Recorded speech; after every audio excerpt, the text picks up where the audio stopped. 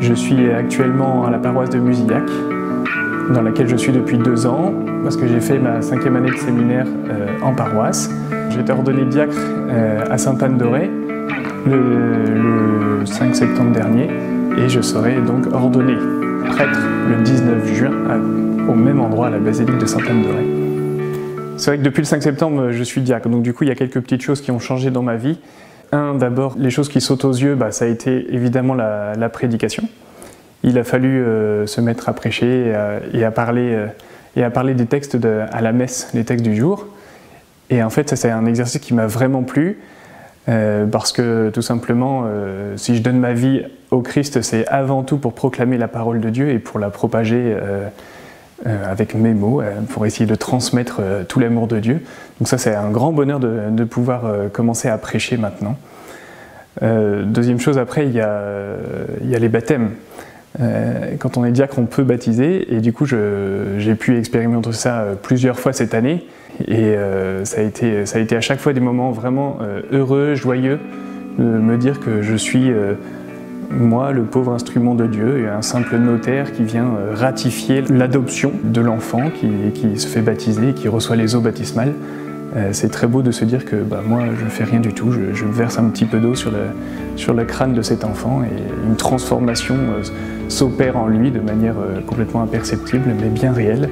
Donc ça c'est une grande grâce à chaque fois. Quand on est diacre, on vit aussi les enterrements. À ce moment-là, on vient apporter l'espérance chrétienne à ces familles, on vient consoler les familles en deuil. En fait, c'est des moments qui sont clés souvent dans la vie de ces personnes, et se dire qu'on peut être un petit maillon de consolation, de la consolation de Dieu, ça nous met dans des responsabilités qui sont assez revalorisantes pour un petit diacre. Et puis ensuite, ma vie aussi a continué. Entre ma vie de séminariste en paroisse et ma vie de diacre en paroisse, il y a des choses qui se sont peut-être approfondies, qui se sont accentuées, accélérées. Je pense notamment dans mes nombreux passages dans les écoles. Je passe à peu près 3 fois par semaine dans des écoles.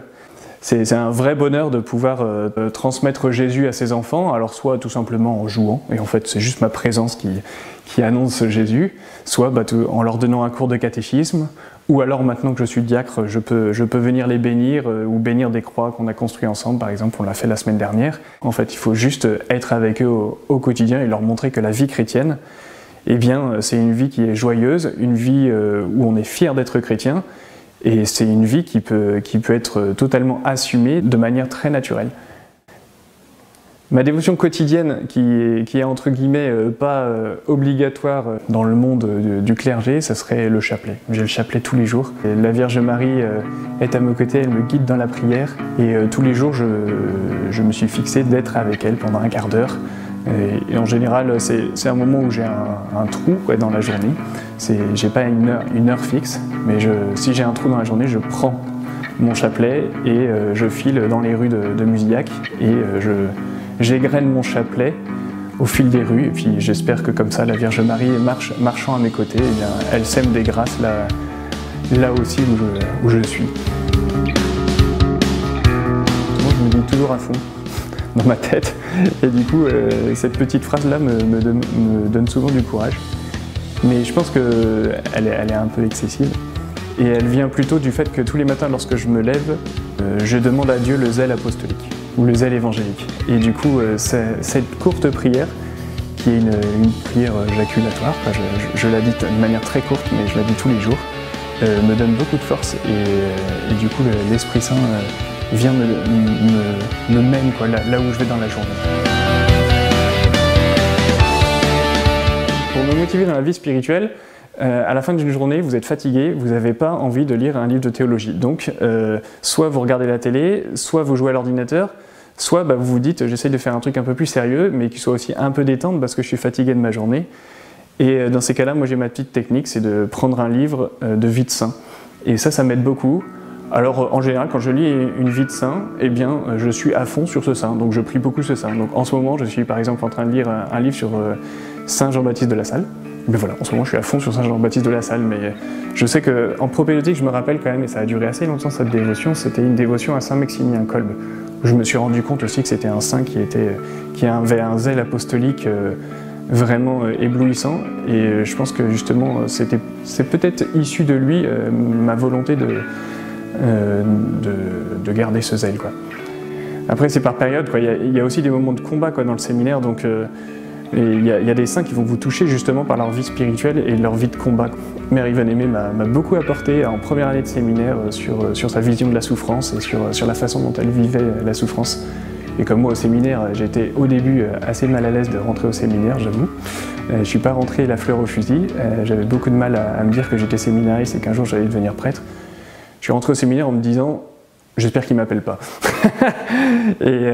Et en fait, je suis très heureux d'être appelé.